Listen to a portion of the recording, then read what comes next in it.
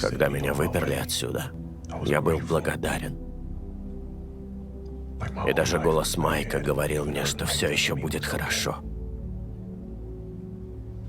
Мои тренировки, мои занятия, все это учит самосохранению, и я повел себя соответственно. Любой бы так поступил. Это не шеф меня отпустил, а я его. И голос был не Майка, а мой. Ничего хорошего не будет. И эти полицейские могут победить. Так что больше я никого отпускать не собираюсь.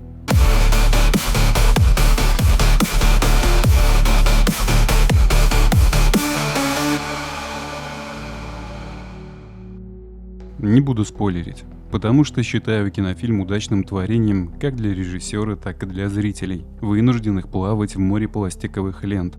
Некоторым зрителям, конечно, комфортно пребывать во влажной дофаминовой эйфории, не принимая ничего иного. Для таких этот фильм будет недостаточно развлекательным, мало кровавым, недостаточно динамичным и безаттракционным. Но для меня, и надеюсь для тебя, интересующийся подписчик, это кино станет отличным выбором для вечернего просмотра. Это реалистичная полицейская драма, заслуживающая внимания, на которую не жалко потратить время. Темп повествования немного провисает в середине, однако интерес к происходящему не утихнет. Фильм может и вызывает эмоциональную реакцию как от событий, так и от персонажей, чьи образы запоминаются и раскрывают свои характеры перед зрителем. Трагедия брата, обсуждаемая в этой истории, может коснуться каждого из нас и напоминает о том, что подобное может случиться где угодно. В том или ином виде многие сталкивались с произволом или превышением власти, и такие темы будут всегда остро указывать на существующие проблемы общества, будут конструировать взгляды, будут вносить ясность и привлекать к обсуждению. Данный взгляд и данное обсуждение содержатся в простой и незамысловатой форме драмы, с элементами триллера и остросюжетного детектива, и эта форма работает. Все элементы действия органичны и не мешают увидеть общую картину, контраст и наполнение.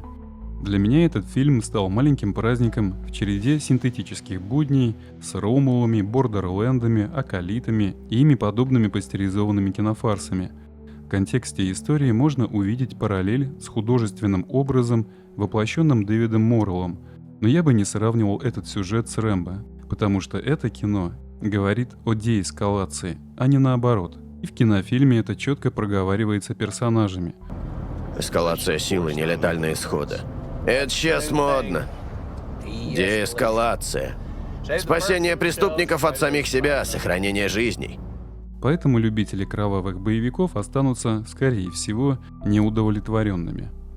Сопереживать герою легко, ему сочувствуешь и эмоционально вовлекаешься. Картина о произволе, о трагедии, которая может настигнуть любого, о невинных ошибках, ведущих к бедам, и последствиях неверного выбора, который может коснуться дорогих тебе людей. К сожалению, личная драма героев не погружает в глубокие воды, но этого достаточно, чтобы проявить соучастие, оживляя образы в подсознании. Развязка фильма очень проста. Не знаю, как изменилась бы структура произведения, но не хватает фильму риторического противопоставления героя антигерою, чью роль великолепно сыграл постаревший Дон Джонсон, которому не впервые перевоплощаться в служителя закона. А Аарон Пьер без прикрас, но реалистично передал образ дисциплинированного солдата, который руководствуется логикой и рациональностью в поиске решения, принимая сопутствующие потери. Финал картины, на мой взгляд, должен был быть более пессимистичным, с более ярким драматизмом, с более ярким постановочным действием. Но я и не думаю упрекать автора, ведь сказанное им имеет смысл и может найти отклик у зрителя, который способен делать немного больше, думать и сопереживать. Это малобюджетное кино, и, видимо, такое решение продиктовано именно финансовыми возможностями. Это достойный кинофильм, а Джереми Соланье проявил себя как талантливый режиссер и сценарист с интеллектом, что в наше время редкость. Желаю всем приятного просмотра. Смотрите хорошее кино.